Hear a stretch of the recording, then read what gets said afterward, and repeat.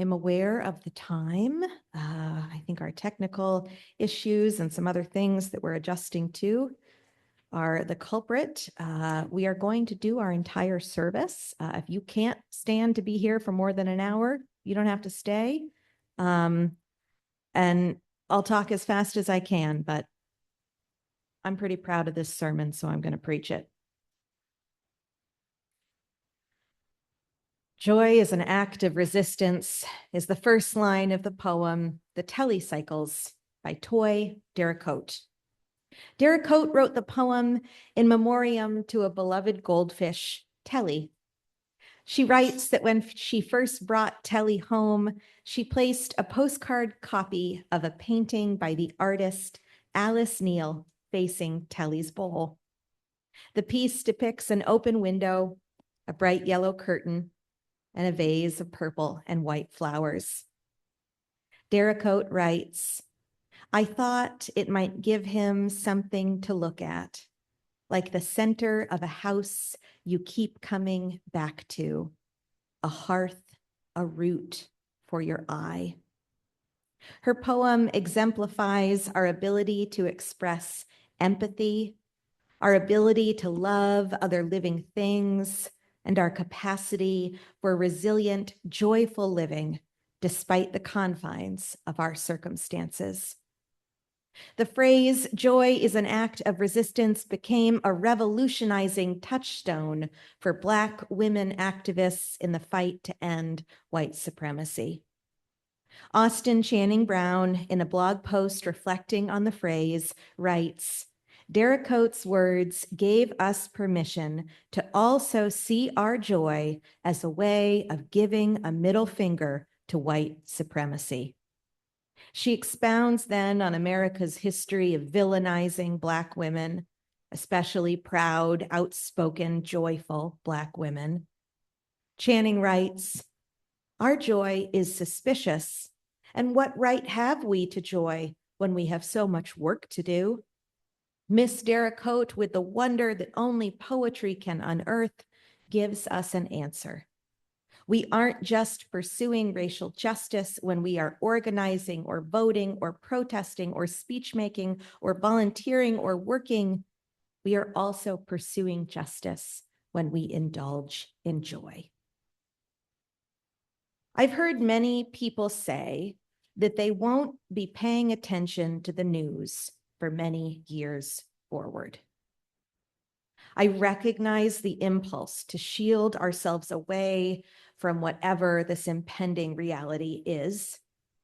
And while I believe it is important to put some limits on our consumption of information regarding hellacious current events, I also believe that it is imperative that we remain informed and as aware as possible about what is happening in our country and the world.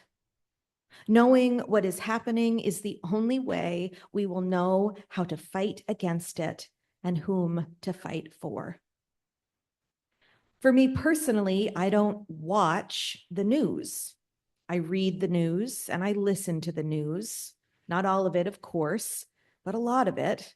I try to be aware of what might be a distraction and what information is important. And yeah, the news is upsetting. The news is frightening. But instead of ignoring what's happening around me, I am cultivating an inner sanctum, a core of joy that cannot be touched by any force outside of my own heart. Not putting my eyeballs all over live footage of human suffering is one way that I protect that inner sanctuary. Alexandria Ocasio-Cortez recently put out a series of videos on her social media platforms. Responding to the expressions of fear among her audience, AOC said, "The fear is telling us something. The fear is telling us something. Yes, yes." And Ocasio-Cortez goes on saying, I want to underscore how important it is during this time to be intentional about living and living fully and bringing joy into the day-to-day and loving on the people you love. There is a scolding culture sometimes where if people dare to be happy in public, others pounce on them. We're actually going to need public acts of joy now more than ever, not in some gauzy bubblegum deny how bad everything is kind of way, but as a tool of our survival. Joy is an act of resistance. Joy is a tool of our survival. So what is joy? Joy is different from happiness. Happiness is a fleeting feeling inspired by outside forces. Joy is a feeling, and it is also a cultivated sense of being. It is a state of being we actively cultivate when we commit to living an authentic, present, connected life. My partner often says that I like to really suck the marrow out of life.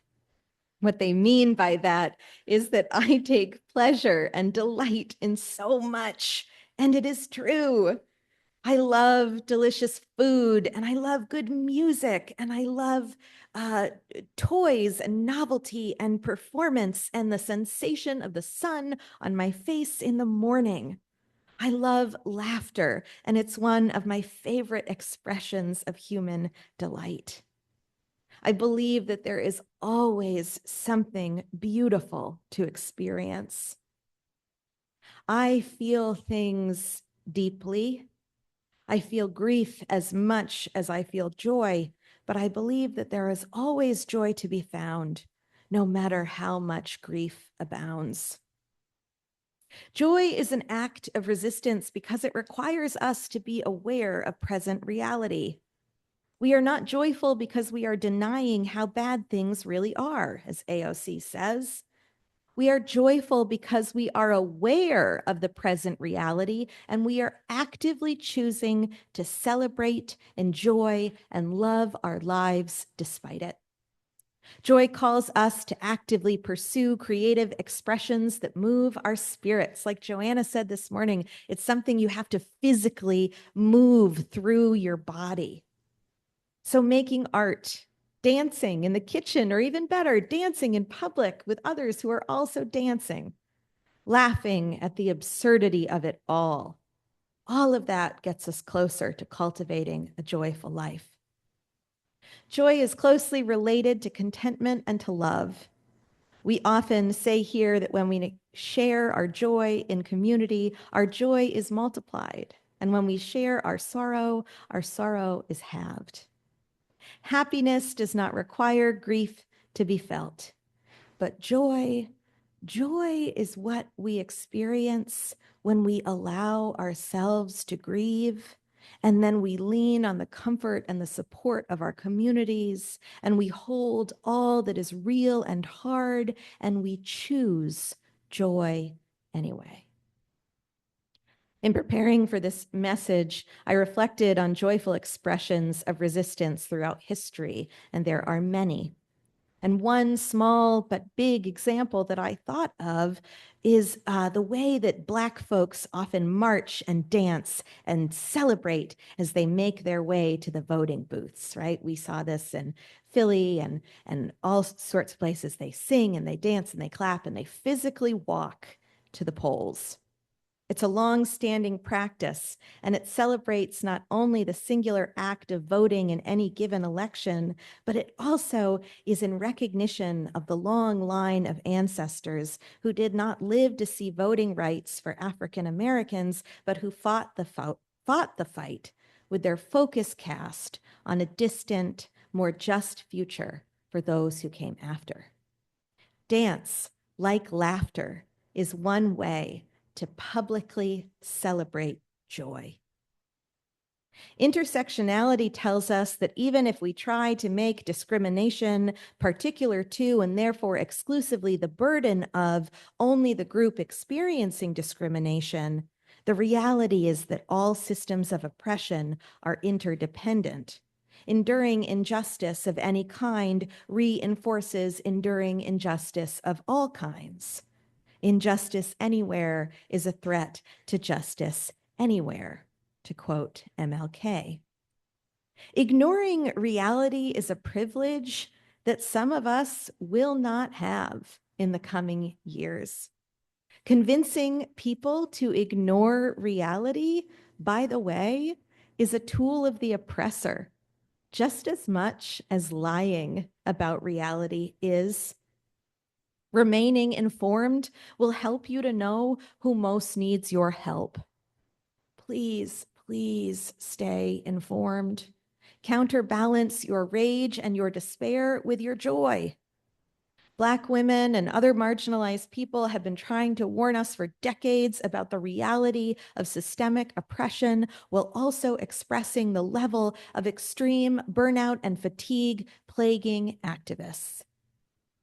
The work is hard, and it seems to go on forever, and that is why joy is necessary. It is a necessary tool that we must actively cultivate in our own lives now and moving forward. Recently, a friend of mine sent me a postcard.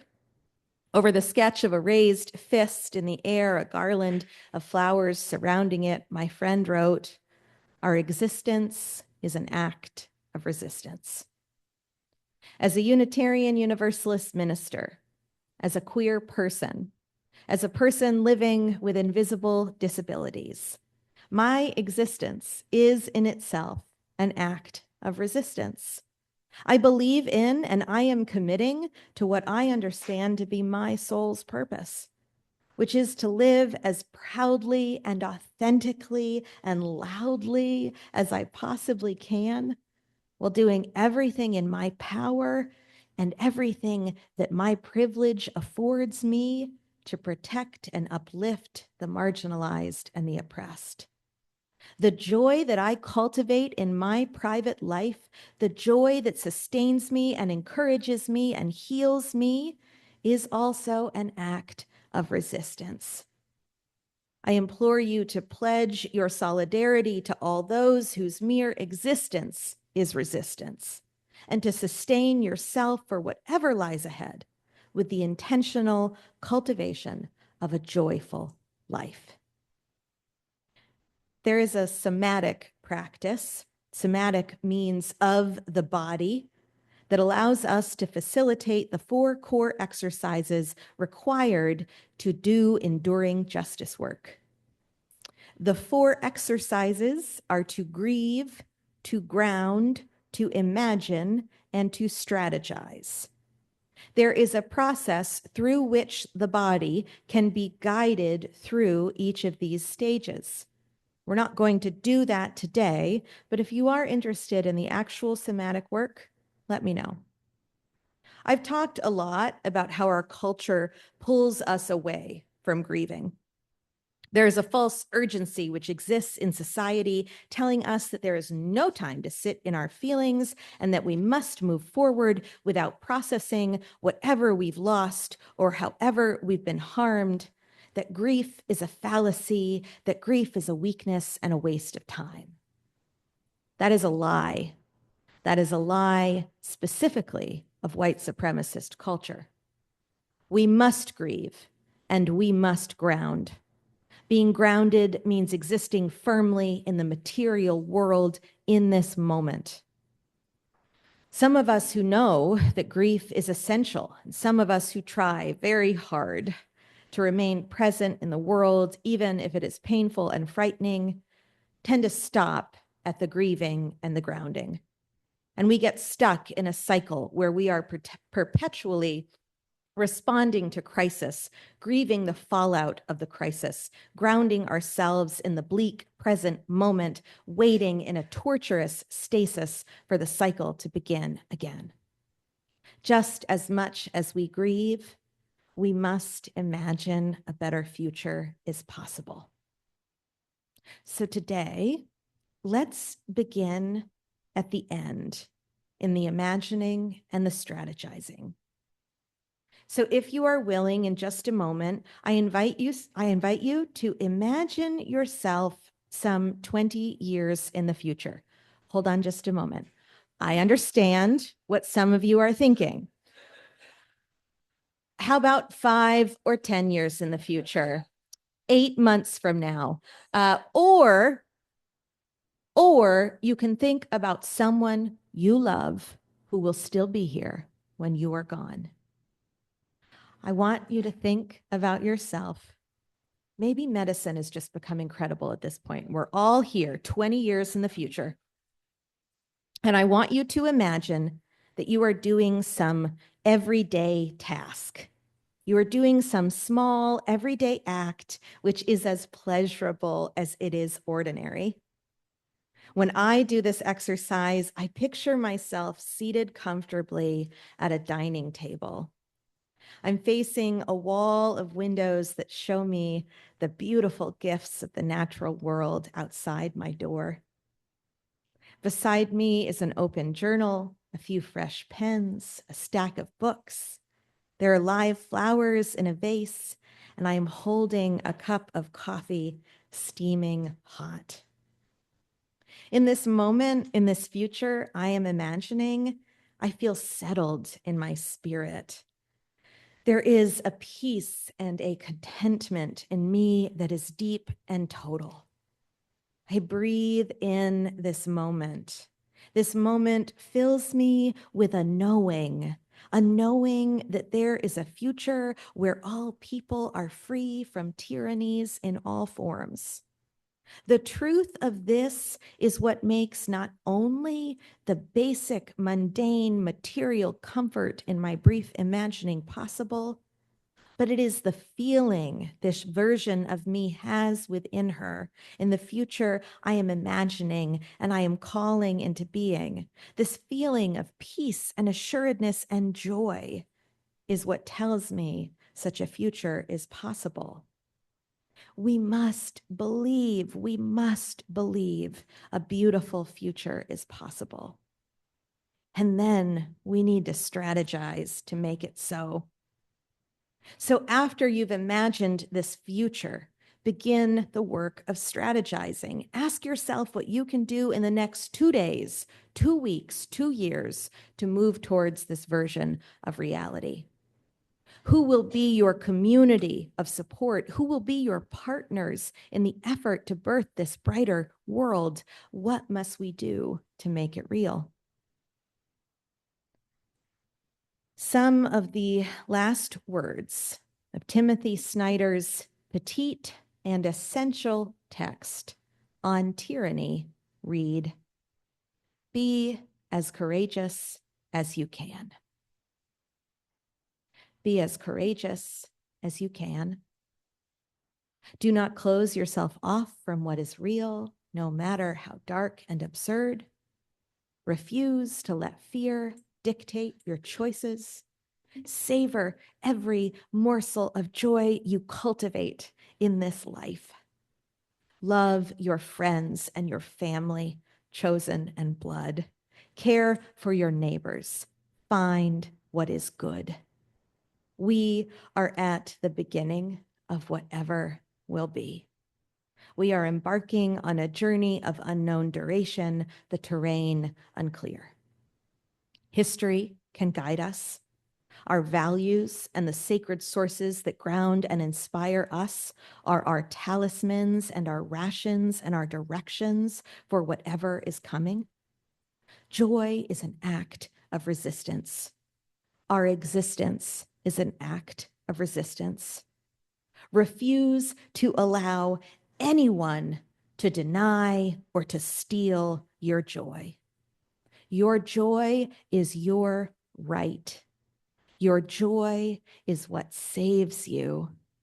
Joy is what will keep us going when we think we can't keep going. Joy to the world. May heaven and nature sing, for this is a joyful day indeed. May it be so because we make it so. Amen, and blessed be.